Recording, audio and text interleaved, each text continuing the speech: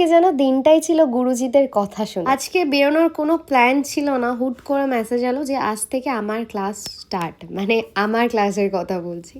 তো সেই জন্যই বেরিয়ে পড়লাম। দিশারও ক্লাস ছিল আজকে, ভেবেছিলাম ওর ক্লাসটা অফ করবো কারণ আমার শরীরটা ভালো না, আর দ্বিতীয়ত বৃষ্টি পড়ছিল, তার উপরে ওর বিকেলের ক্লাসটা যেহেতু ওকে নিয়ে যেতেই হবে, তাই জন্য আমি ভাবলাম আজকের ক্লাসটা ছেড়ে দিই। কিন্তু না, হলো না, আসতে হলো। আর ক্লাসে এসে দেখো আমি একটা জুতো পরে এসেছিলাম, একটা জুতো নিতে এসেছিলাম, এখানে একটু আমার সাথে স্ক্যাম হয়ে গেছে, সেটা কোনো এক ভিডিও তোমাদের বলবো।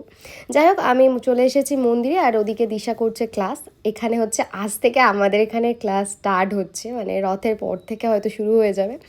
তো সব কিছু যা কিছু নিয়েই তুমি যে পথেই এগোতে চাও না কেন, সব জিনিসের একটা করে ঠিক ক্লাস তোমাকে নিতেই হবে। সে তুমি ডান্সই করো বা যে যেরকমই করো না কেন। ক্লাস শেষ হওয়ার পরে ডান্স ক্লাসে চলে এসেছি। তো আজকে নিজে আভিয়ান স্যার এসেছেন, তো তার জন্যই একটু চাপে ছিল দিশা।